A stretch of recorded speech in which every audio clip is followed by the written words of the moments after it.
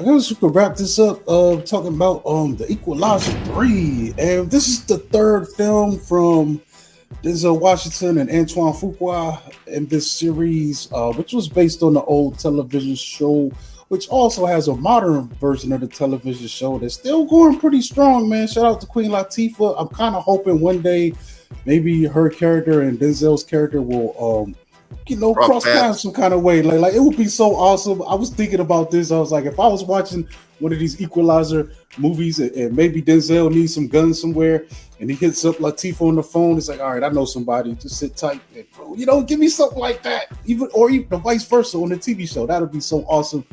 But yeah, I have been kind of lukewarm on this series, but this one kind of, it kind of brought me in, man. Like watching this play out. But let's see if I can find the plot synopsis. So yeah, since giving up his life as a government assassin, Robert McCall, played by Denzel, I guess he was formerly CIA, struggled to reconcile the horrific things he's done in the past and finds a strange solace in serving justice on behalf of the oppressed. Finding himself surprisingly at home in southern Italy, he discovers his new friends are under the control of a local crime boss. As events turn deadly, McCall knows what he has to do. Become his friend's protector by taking on the mafia. And yeah, so our main guys here again, we get Denzel. We also, interestingly enough, get a reunion of sorts. Dakota Fanning is in this as well. She plays a CIA operative. And, if you remember Man on Fire, so it's kind of cool to see them, working together again. He was a little bitty kid when Man on Fire came out. And I guess Man on Fire might have been 2000, which doesn't seem like it's that long ago when that came out. That's 23 years, bro. Oh, man. Yeah, but there's a lot of other people in here because, mostly they're all Italian locals and gangsters. And there's also, I guess, Frank Conroy also stands out in here as well, being a liaison of sorts. But by the way this thing plays out, but I will say this, man, I really liked it, man. Like this is a really beautifully done film. We're it's not new territory. We're still dealing with the old man, I'm too old for this shit action genre, which has been popular lately, but also it has been running to the ground a lot. I think just the combination of stuff we're getting with Liam Neeson's got a movie out every 4 months, and it's just being done to death lately. So to see them be able to put their spin on it, and it's not really nothing new being done here, which I don't have a problem with that in film, man. I think a lot of critics, when I see them criticizing stuff like this lately, or even when I did we talk about Gran Turismo? No, I hadn't seen it yet. All right, I forgot. So, all right, I'm gonna wait till you see it. All right, but yeah. So even with a film like that, which is just a racing film, there's a lot of derivative plot elements. But my thing is, as long as it's done good, I don't think that should be a knock on any film because it's not a whole lot new under the sun with any of this stuff. Especially we're looking at the action genre, one of the most done to death genres on the planet. But what I like about this thing, man, I like what Antoine Fuqua brings to this. This plot is so simple, it's so basic, and I think that really helps bring this film down to earth and slows the pace of it. Like this thing kind of even feels like I'm getting like the Limey kind of vibes. It's a slower paced film. The location is beautiful, man. There's some shots in this film where I was blown away. They're shooting this thing in Rome, and I can't remember the other city. Something with the sea, but you got these really great hillside architecture. The town is just beautiful. The people and Denzel's just in the mix of this, and it looks like as far as the plot goes, he's done a mission that's close to this region, and in doing that, like his character basically is retired, but every now and then he bumps into something that ain't right, and he helps people fix it. So in doing that, he comes upon he discovers this other thing that's going on in this town, while he's recovering. And that's when he reaches out to Dakota Fanning's character. And then things get into the mix with this mafia and all that stuff come into play. But I think it's really well done, man. This plot, like part 2 was just wild to me, man. I really didn't like that one, dude. Like I thought the first one was okay. Part 2, I really didn't like it. It was just too crazy. But I think this, by making the story smaller and making everything just much simpler, it plays out much better, man. Like the biggest key component in this is Denzel himself, man. It slows down enough where you see why this guy is one of the greatest actors that ever lived, man. Like there's so many moments in this. He's not doing anything, and I'm just watching him, fascinated. I made a comment online. I was like, I could watch him read a newspaper for 15, 20 minutes, and I wouldn't be mad. If you just put a scene like that in a movie, had the camera moving around him, he was just reading the paper, drinking his coffee, I'm good. and he's that good. And I think in this film, Fuqua taps into that in a way that I don't think he did in the first two films. There's flourishes, but because of the slower pace of this, it's cool. And also, I like this story of like one of my best favorite scenes is, he gets into some shit and he's recovering with this local guy, and my man is just like, actually, he's like, yo, the guy that's helping him out, he's like, you a good guy or a bad guy? He's like, I don't know. And I'm just like, yo, that shit was so good. It's like poetry. It's good, man. And I can't explain it, man. This thing, like even by the time you get to the end of this film, I was like, you know what? They probably could have did the big thing that they did in part one with the Home Depot kind of finale, but it's much smaller than that, and it's just as hard for me, man. It's just as hard for me, man. I think this thing is a beautiful film, and I could definitely see myself going back and watching it again, dude. Like multiple times in the next few years, dude. I'm just gonna repeat what I've said before. I really liked all of these films. I did see the first film in IMAX, which I thought was a waste of my time because it wasn't really an IMAX type film.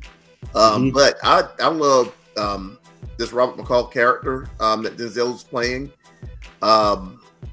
It's basically Batman, and I remember the series. I don't remember him jacking anybody up like he does. Nah, because the old guy was just like an old white guy. He was more witty and clever, and he would pull his gun at the right time. He wasn't really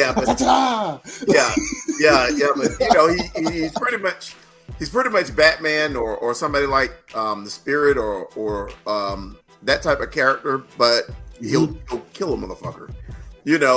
He's pretty much a do-gooder. He kind of looks out for the little guy and everything, and this movie is no different. It just took it overseas, and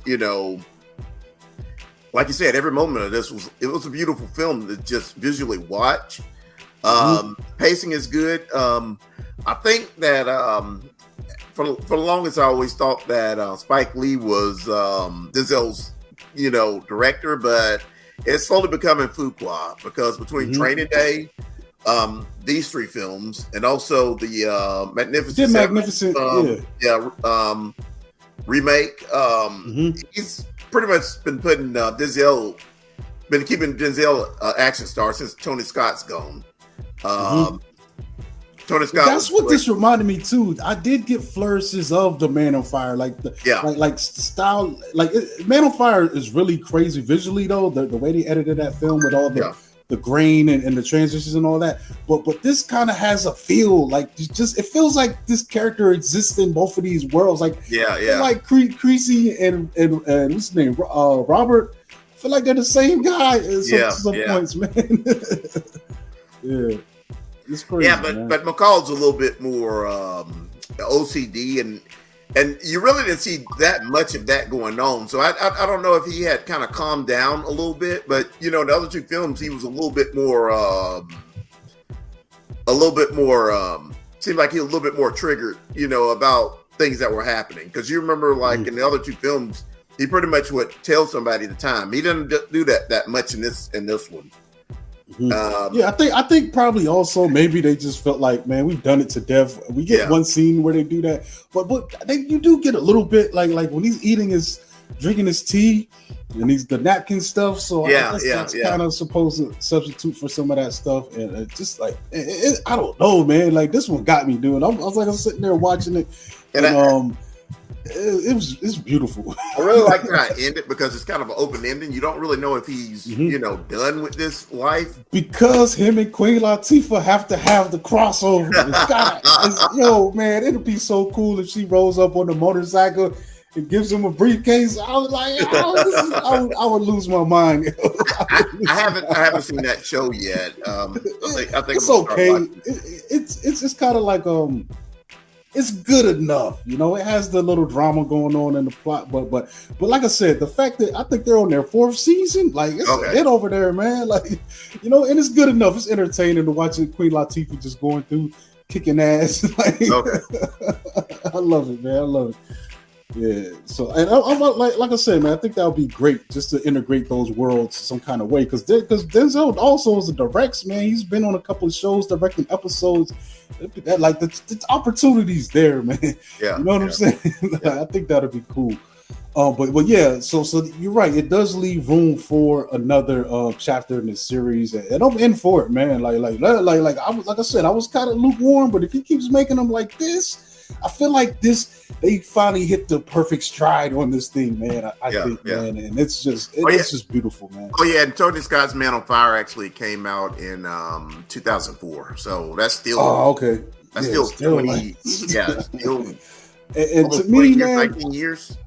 Yeah, honestly, that's my favorite Denzel performance, man. Like, dude, that movie is also one of the ones where it's not what he's saying, dude. Like those scenes where he's drinking, I'm like, I really feel like it really feels like a tormented, tortured soul. Like those, man. That thing is beautiful, bro. Like I love that movie, man.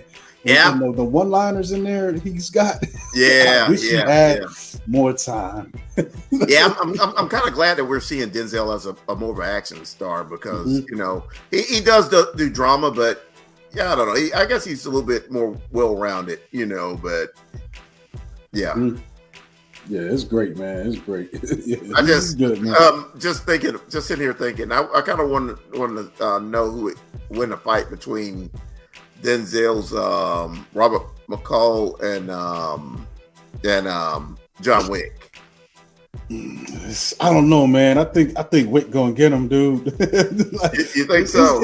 I think so, man. Like Wick is a big. But see, you know what? If you give him a call, a bulletproof suit, it might. Yeah, I don't know, man. This thing. Yeah, McCall's not doing this. Yeah, McCall's not having the armor that John Wick's working with. Mm-hmm. I mean, he's physical, but I don't know, man. It's just different worlds, man. Yeah, I know, but it's just one of those things that you gotta just Yeah. But another one that I like too with him was I love that Out of Time movie, man. Was it Out of Time? Or I think that was it, dude. That was the one where where he got they thought he killed his wife. Oh yeah, that's a good film. Yeah, I was thinking that you was talking about Deja Vu. Mm-hmm. I've never watched that one complete. Is that the Tony Scott one? I think he might have did that. I think it is Tony Scott. Yeah, I gotta sit down and really watch that one day. But this is the one directed by Carl Franklin did. Out of Time. Yeah. He also did Devil in a Blue Dress. So there's already a connection right there. That's another really good one, man. That movie's really good, dude. Like Denzel's great in it, but the supporting cast and that whole history in that film about that LA industry, the aviation industry, and how a bunch of the black guys were working in the aviation plants back then, like that. I love when you get that kind of historical shit moving into the mystery and the plot, man. That was a good ass. That's because what's the name is in there cutting up, man. Don Cheadle. And, that might be the first time I remember seeing Don Cheadle on film. I think Courtney B. Vance is in there too, man. Yeah, because man, that's a good ass movie, dude. Let me see who else. It might be Courtney B. Who was that? He banged somebody's wife in that joint. Maybe that was. Hold up. Yeah, I don't know. I ain't seen it in a while. I gotta throw that on. I don't think it was Courtney. Nah, it was somebody else. He's not on here for the cast. But yeah, man, that thing was good, dude. It's a good ass movie.